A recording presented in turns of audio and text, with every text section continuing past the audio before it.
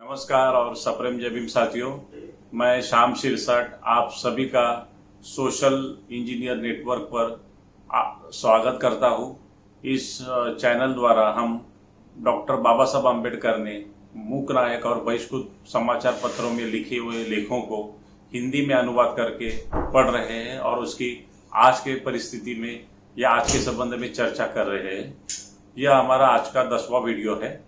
पिछले 90 वीडियो में हमने बाबा साहब का एक आर्टिकल था जिसका नाम था पैसा दूध देगा क्या।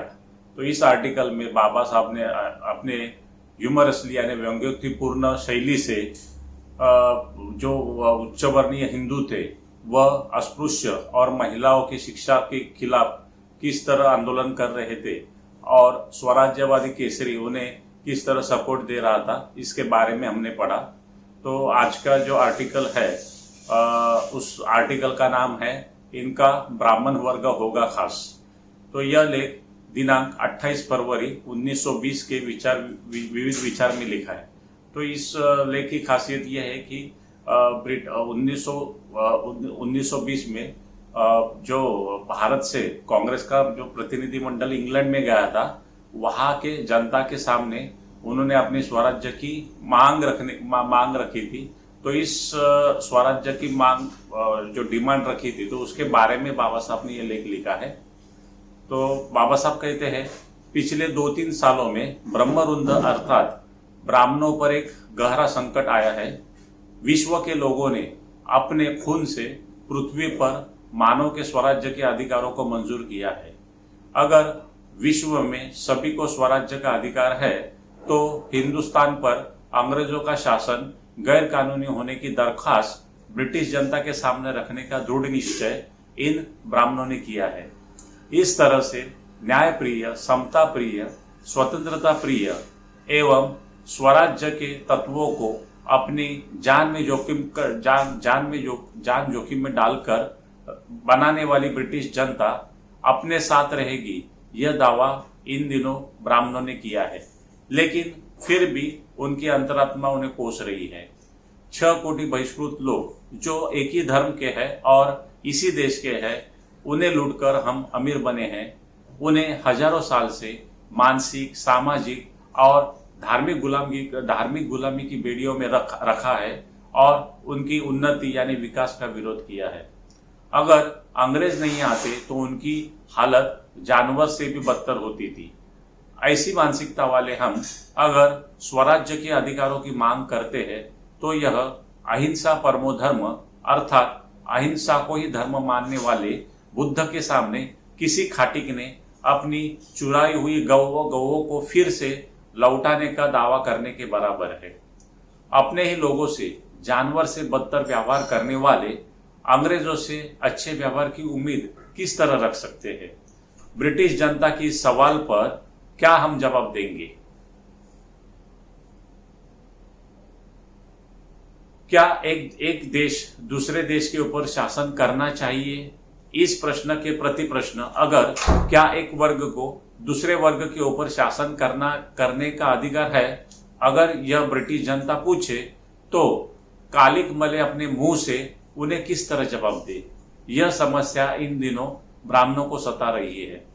यह अपने चेहरे की कालिक धोकर ऊंचे सर से ब्रिटिश शासन का विरोध करने के लिए राष्ट्रीय सभा ने 1917 के अधिवेशन यानी 1917 का जो कलकत्ता अधिवेशन था, उनमें उन्होंने बहिष्कृतों के उन्नति के अधिकारों की मांग स्वीकृत की। तो हमने अपने वीडियो में देखा था कि पहली बार 1917 के कोलकाता अधिवेशन में अस्पृश्यता की विरोधी जो था ये था ठहराव था, उसको हम ये कहते हैं, तो वो पारित हुआ था।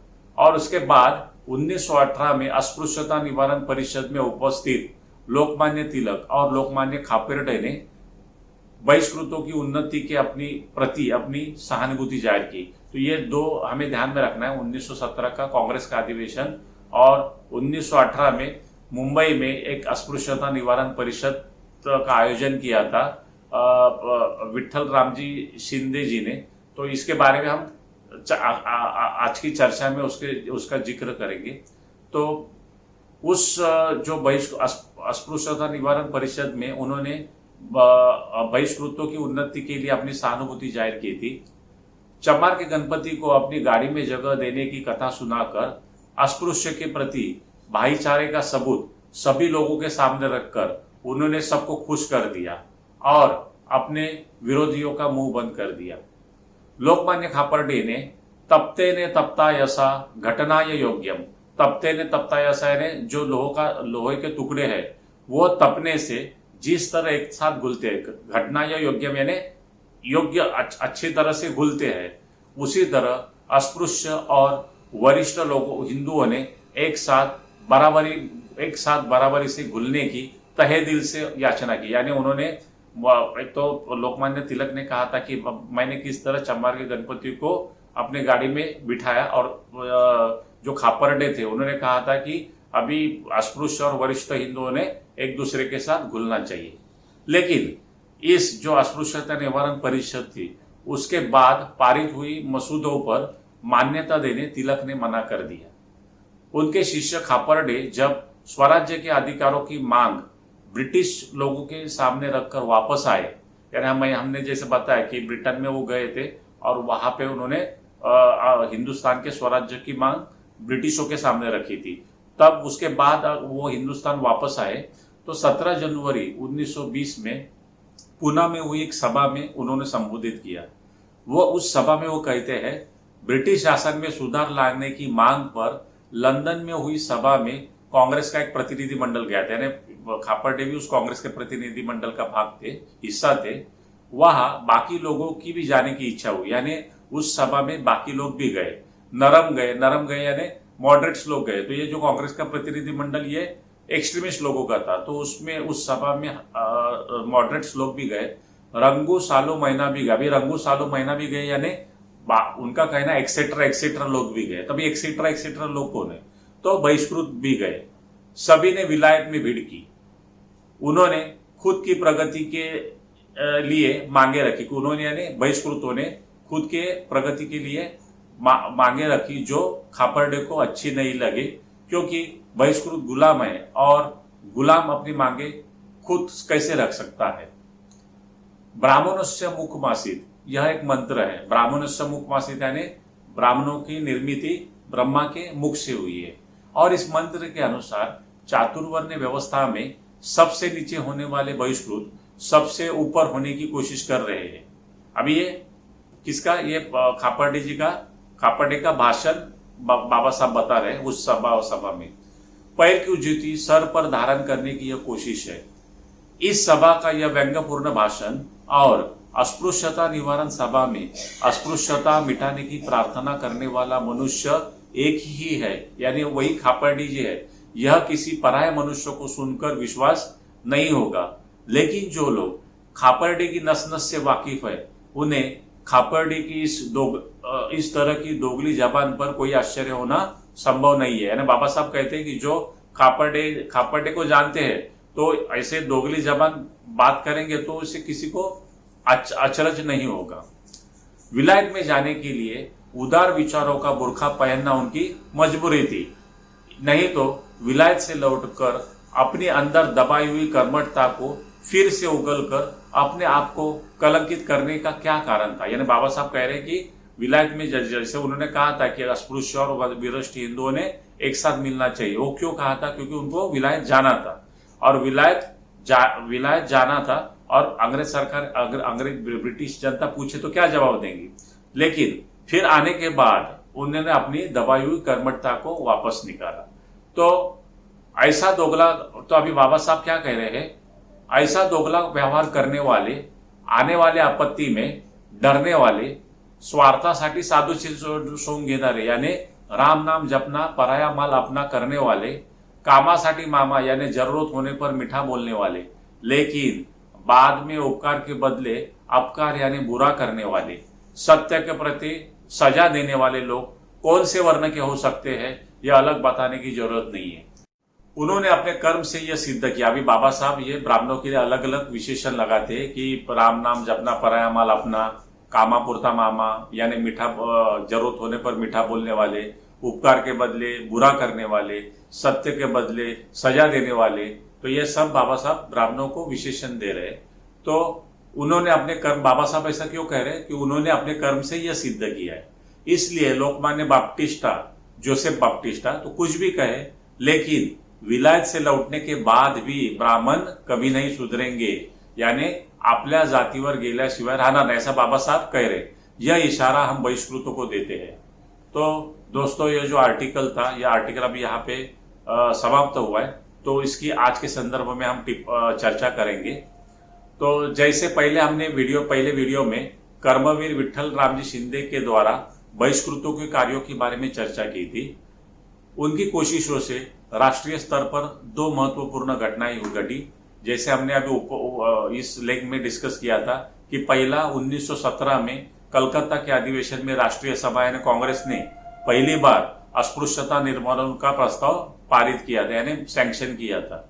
और दूसरी घटना जो हमने अस्पृश्यता निवारण परिषद के बारे में कहा है, वह घटना उन्होंने अपने लीडरशिप में 23 और 24 मार्च 1918 को पहली बार राष्ट्रीय स्तर पर मुंबई में उन्होंने ली थी। यानी यह पहली बार हुई थी कि राष्ट्रीय स्तर पर यानी नेशनल लेवल पर यह अस्पृश्यता निवारण परिषद संपन्न हुई थी। तो अभी इस अस्पृश्यता निवारण परिषद के बारे में हम पढ़ेंगे अभी। तो इस परिषद के अध्यक्ष बड़ौदा के महाराज सयाजीराव और स्वागत अध्यक्ष सर नारायण चंदावरकर थे। इस परिषद को भारत के सभी मान्यवर नेता जैसे कि लोकमान्य तिलक, नामदार सीवी मेहता, बैरिस्टर जयकर, नामदार वीजी पटेल, बैरिस्टर भुलाबाई देसाई, ऐसे अनेक मान्यवर उपस्थित थे। सभी वक्ताओं ने अस्पृश्यों का उद्धार और हिंदुस्तान पर लगा हुआ अस्पृश्यता का कलंक मिटाने के लिए आह्वान किया। इस परिषद में अस्पृश्यता नष्ट करने और इन वर्गों के लोगों की उन्नति के संबंध में अनेक प्रस्ताव पारित किए गए। इन प्रस्तावों के आधार पर परिसंवाद के सेक्रेटरी यानी परिषद के संवाद के सेक्रेटरी जो विठ्ठल रामजी शिंदे थे, तो उन्हें एक प्रस्ताव यानी मेमोरेंडम तैयार करने और उस पर हिंदुस्तान के प्रमुख नेताओं की मंजूरी के हस्ताक्षर लेने के अधिकार दिए। यानी इस जो अस्पृश्यता निवारण में जो ये प्रस्ताव पारित हुए थे, तो उन प्रस्ताव पर एक मेमोरेंडम तैयार करना था और उन्होंने सभी ने उसके ऊपर हस्ताक्षर करने थे। तो इस परिषद में उपस्थित लोकमान्य तिलक और दादा साहब के खापर्डे के भाषण का जिक्र बाबा साहब ने अपने लेख में किया। यानी बाबा साहब ने ऊपर बताया कि लोकमान्य तिलक ने क्या भाषण किया था कि चमार के गणपति को भी मैंने अपने गाड़ी में बिठाया था। और दादा साहब खापर्डे ने क्या किया था उस टाइम कि भाई अस्पृश्य और वरिष्ठ हिंदुओं ने एक साथ मिलना चाहिए। तो इस परिषद में लोकमान्य तिलक उपस्थित हुए, लेकिन वह केसरी के संपादक के तौर पर नहीं, बल्कि केवल तिलक नाम के व्यक्ति के रूप में यह कहना वो भूले नहीं। लोकमान्य तिलक ने अपने भाषण में कहा, अभी लोकमान्य तिलक का भाषण बता रहे और बहुत ज्यादा इंपॉर्टेंट है। अस्पृश्यता वेदों में नहीं थी, अगर वह वेदों में होती तो मैं वेदों को नहीं मानूंगा। मनुष्य ने अस्पृश्यता के वेदों को मानना ईश्वर को मंजूर नहीं है, और अगर यह अस्पृश्यता ईश्वर को मंजूर होगी तो ईश्वर को भी मैं न मानने के लिए तैयार हूं। फिर लोगों ने पूछा, लोग पूछते हैं कि अस्पृश्यता निर्माण करने के लिए आप क्या कर रहे हैं। यह सवाल बहुत लोग पूछते हैं, लेकिन मैं कितने काम करूं। अब ये सब लोकमान्य तिलक का भाषण है, लेकिन मैं कितने काम करूं।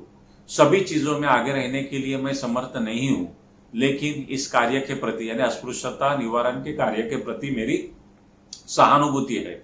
1894 में पुणे शहर में गणपति के त्योहार में एक चमार ने अपने घर में गणपति की स्थापना की थी, लेकिन उस समय चमार का गणपति होने से इसे अपने साथ कोई नहीं ले रहा था। फिर मैंने उस चमार से कहकर उनका गणपति अपने गाड़ी में लेकर उसका विसर्जन किया। मैं अस्पृश्यों के खिलाफ नहीं हूं, यह मैं स्पष्ट रूप से कहना चाहता हूं। अस्पृश्यता की रीति नष्ट होनी चाहिए, यह मेरी राय है। मैं इस तरह की परिषद में शरीर से पहली बार आया हूं, लेकिन मन से मैं इस आंदोलन के साथ हमेशा हूं। पुराने समय में ब्राह्मणों के जुल्म से यह रीति शुरू हुई है, यह मैं कबूल करता हूं, लेकिन अब इस बीमारी का निर्मूलन होना ही चाहिए। तो यह लोकमान्य तिलक का भाषण था। तो आप समझ सकते कि लोकमान्य तिलक ने किस तरह अस्पृश्यता जो रीति थी उसका विरोध किया है। वो अस्पृश्यता रीति के लिए भगवान को भी मानने को तैयार नहीं थे, और वेदों को भी मानने के लिए तैयार नहीं थे। तो लोकमान्य तिलक का यह भाषण सुनने काफी भीड़ वहां इकट्ठी हुई थी और यह भाषण काफी मशहूर हुआ। इस परिसंवाद का मेमोरेंडम जब बनाया गया था, जिसमें तो मेमोरेंडम में क्या क्या लिखा था कि जिसमें स्कूल, अस्पताल, अदालतें, कोर्ट इत्यादि सार्वजनिक संस्थाएं और कुएं, तालाब, हौद, शमशान, मंदिरों जैसी सार्वजनिक जगहों पर बहिष्कृतों को प्रवेश मिलने चाहिए, यह शामिल था। यानी यह लिखा था कि सभी बहिष्कृतों को जो सार्वजनिक संस्थाएं है या सार्वजनिक जगहों पर प्रवेश मिलने चाहिए। इस मेमोरेंडम को अमल में लाने के लिए सभी विभागों के नेताओं ने हस्ताक्षर किए। लोकमान्य तिलक का हस्ताक्षर लेने स्वयं कर्मवीर शिंदे मुंबई के सरदार गृह में गए। वहां उपस्थित तात्या साहब केलकर और दादा साहब खापर्डे ने तुरंत हस्ताक्षर दिए, लेकिन लोकमान्य तिलक अपना हस्ताक्षर देने कसमसा रहे थे। उन्होंने कर्मवीर शिंदे से विनती की कि ब्रिटेन से लौटने के तक उन्हें इस प्रस्ताव पर हस्ताक्षर करने के लिए मजबूर न करें। लेकिन कर्मवीर शिंदे ने लोकमान्य तिलक को स्पष्ट रूप से कहा कि हस्ताक्षर के लिए मना करके वह खुद की ही नहीं बल्कि अपने साथ अपने पक्ष को भी नीचा दिखा रहे हैं, यानी अपने पार्टी को भी आप नीचा दिखा रहे हो। तिलक ने शिंदे को समझाने के लिए उनसे अकेले में बातचीत की, लेकिन आखिर तक हस्ताक्षर नहीं दिए। इतना ही नहीं, ऐतिहासिक दृष्टि से इस महत्वपूर्ण अस्पृश्यता निवारण परिषद और अपने भाषण के बारे में एक लाइन भी तिलक ने केसरी में छापने नहीं दी, क्योंकि मुंबई के इस परिषद में तिलक ने जो अपने विचार व्यक्त किए थे उन्हें सुनकर केसरी के पाठकों के मन में लोकमान्य तिलक के बारे में सम्मान कम होगा या उन्हें डर लग रहा था। फिर भी कर्मवीर शिंदे ने लोकमान्य तिलक का पीछा नहीं छोड़ा। लोकमान्य तिलक के इंग्लैंड के लौटने के बाद 2 जून 1918 को उन्होंने इस मेमोरेंडम पर हस्ताक्षर करने संबंधी लोकमान्य तिलक से लिखा था। उन्हें 2 अगस्त 1918 में लिखे अपने जवाब में लोकमान्य तिलक ने हस्ताक्षर देने पर साफ मना कर दिया। अभी ये जो अस्पृश्यता निवारण का इस तरह का प्रदीर्घ जो आपने जानकारी क्यों दी, क्योंकि लोकमान्य तिलक और खापर्डे जैसे राष्ट्रीय सभा के ब्राह्मणों की दोगली नीति। दादा साहब खापर्डे, उनका नाम दादा साहब था, दादा साहब खापर्डे मई 1919 में होम रूल आंदोलन के एक सदस्य के रूप में ब्रिटिश ज्वाइंट पार्लियामेंट्री कमेटी से मिलने गए। अभी जो हमने कहा था कि खापर्डे ब्रिटेन में गए ब्रिटिश जनता को संबोधित करने के लिए, तो क्यों गए थे कि ज्वाइंट पार्लियामेंट्री कमेटी में मिलने के लिए गए थे। वहां ब्रिटेन में वह जनवरी 1920 तक रहे, यानी तकरीबन 6-7 महीने वो लंदन में रहे। इन 6 महीनों के दौरान उन्होंने ब्रिटेन में अनेक संस्थाओं में भाषण दिए। अपने सभ्यता, बुद्धिमानी और व्यंग्यपूर्ण शैली से ब्रिटेन में वो काफी मशहूर हो गए। जैसे कि पिछले लेखों में हमने देखा था कि ब्रिटिश जनता, मजदूर पक्ष और ब्रिटिश सांसदों ने अपना देश का शासन हिंदुस्तान पर होते हुए भी हिंदुस्तान के स्वतंत्रता के प्रति सहानुभूति दिखाई थी। लेकिन अंग्रेजों से स्वतंत्रता मांगने वाले वरिष्ठ हिंदू अस्पृश्य जनता के प्रति किस तरह व्यवहार करते हैं, यह सवाल ब्रिटिश जनता या सांसद करने का उन्हें डर था।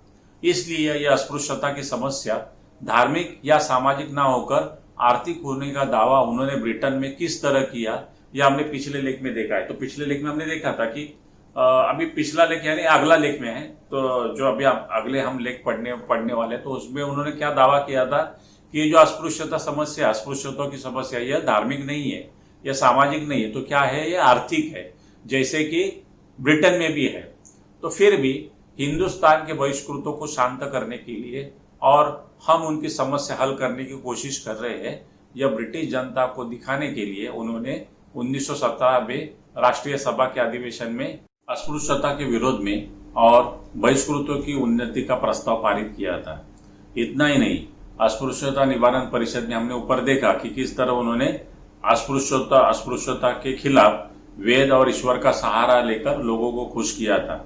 लेकिन इस परिसंवाद का ब्यौरा केसरी ने अपने अखबार में न छपवाने की व्यवस्था की और प्रस्ताव पर हस्ताक्षर करने से भी इनकार कर दिए और अपना जो सामाजिक सुधारों का विरोध था वो लोगों के सामने उन्होंने लाया। खास तौर पर राष्ट्रीय अखबार केसरी का यह रवैया हमने पिछले कुछ लेखों में भी देखा है। जैसे हमने पिछले 2-3 आर्टिकल देखे और आगे भी देखेंगे, तो उसमें जो अस्पृश्य लोगों के प्रति या गैर ब्राह्मणों के प्रति जो केसरी यानी लोकमान्य का रवैया था वो हमने देखा था। लेकिन जैसे ही अपना स्वार्थ निकलने पर सामाजिक सुधारों के खिलाफ जहर उगरने वाले खापर्डी जैसे ब्राह्मणों की दोगली नीति पर बाबा साहब अपनी चिढ़ प्रकट करते हैं और लेख के अंत में ब्राह्मण विलायत में जाने के बाद भी अपने जाति संस्कारों यानी जातिवर गेल्याशिवाय राहणार नहीं और ब्राह्मणों के लिए उन्होंने अलग अलग विशेषताओं का उपयोग किया, जैसे भलाई के बदले बुराई करने वाले, सच के बदले झूठ का बर्ताव करने वाले, राम नाम जपना, पराया माल अपना आदि विशेषण उन्होंने इस्तेमाल किए। तो आज 2020 में इस लेख को हम किस संदर्भ में देखेंगे। दोस्तों, बाबा साहब विदेशों में एक पढ़े लिखे विद्वान थे। विदेशों में उनकी बुद्धिमानी और विद्वत्ता से उनके साथ सभी लोग बराबरी वाला और एक सम्मानजनक व्यवहार करते थे। लेकिन हिंदुस्तान में धार्मिक और सामाजिक भेदों के कारण अनपढ़ सिपाही भी उनके साथ घिनौना व्यवहार करते थे। तो अगर बाबा साहब के मन में आया था कि मेरे जैसे विद्वान के साथ यह हालत है, तो अनपढ़, गरीब, शोषित बाकी बहिष्कृतों के साथ किस तरह का व्यवहार होता होगा, यह सोचकर उन्हें दुख हुआ। लेकिन फिर भी इस सामाजिक, आर्थिक, राजनीतिक अन्याय के लिए किसी विशेष जाति वर्ग को जिम्मेदार ठहराने वाले वह असमंजस भी नहीं थे। यानी बाबा साहब इतने भी ये नहीं थे कि किसी जाति या धर्म को वो जिम्मेवार ठहराए। वह नैतिक और शील यानी कैरेक्टर पर विश्वास रखते थे।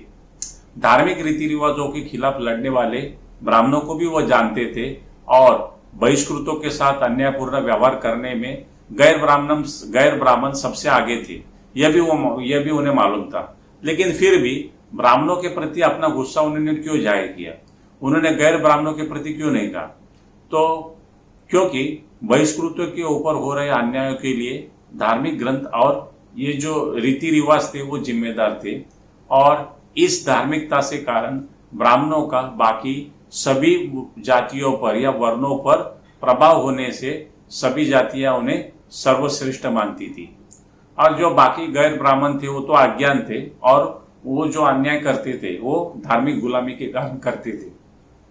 इसलिए अंग्रेजी शासन में विदेशी शिक्षा से प्रभावित होकर देश के गुलामी का एहसास होने वाले ब्राह्मणों ने गैर ब्राह्मणों और बहिष्कृतों के धार्मिक सामाजिक गुलामी के विरोध में क्या किया। ऐसा बाबा साहब पूछ रहे हैं कि आपको चाहिए कि अंग्रेजों की आपको ये नहीं चाहिए, शासन नहीं चाहिए, तो फिर आप गैर ब्राह्मण और बहिष्कृतों की गुलामी छोड़ने के लिए क्या कह रहे हैं।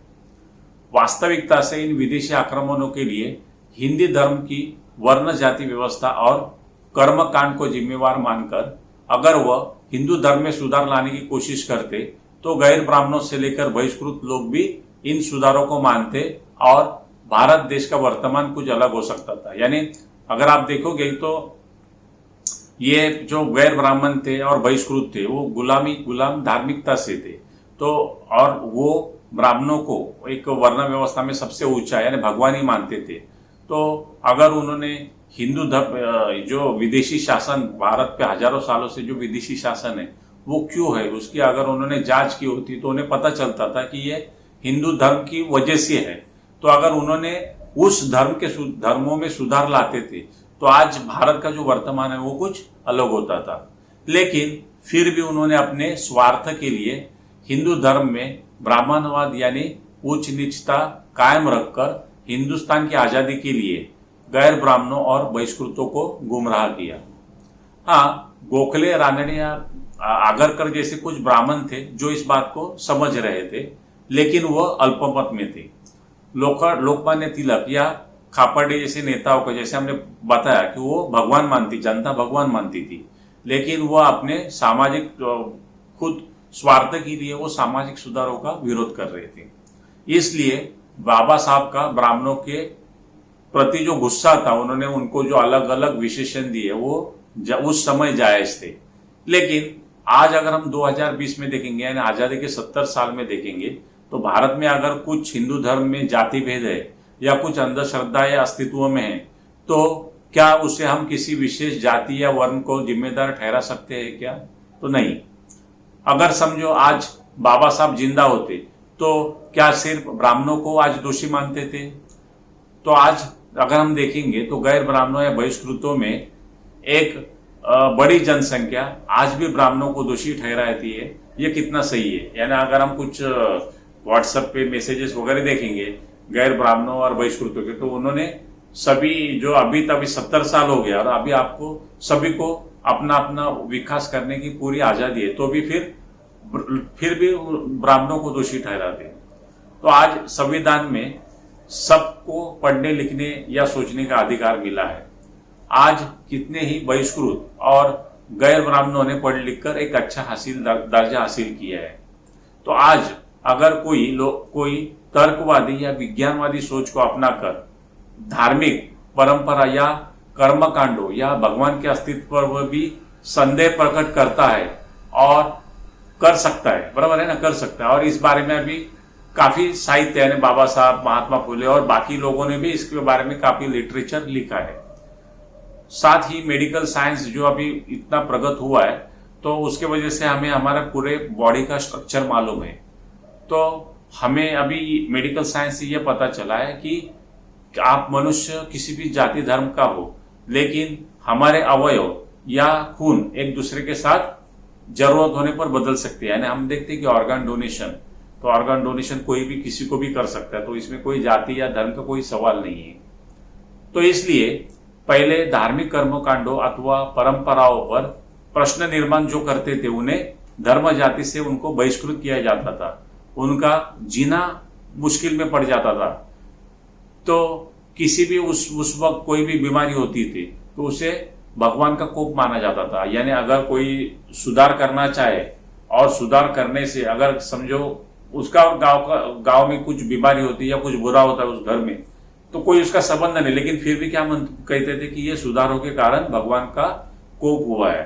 तो आज अगर हम कोरोना जैसी वैश्विक बीमारी देखेंगे, तो इसमें क्या किया है कि जब सब जो धर्म है, भगवान है या धर्म ग्रंथ है या हमारे कर्म कांड है, तो इनके ऊपर सबके ऊपर क्या अभी उनके जो अस्तित्व है उसके ऊपर सवाल खड़े किए हैं। और हम देखेंगे इस कोरोना की बीमारी में मानवतावाद, विज्ञान, कुदरत के कानून ही उभरते नजर आ रहे हैं। तो ये कुदरत का कानून ये देखिए कि आज इंसान खुद को बहुत ताकतवर मानता था, तो आज उसको 3 महीने हो गया, तो 3 महीने में आज घर में रहना पड़ रहा है।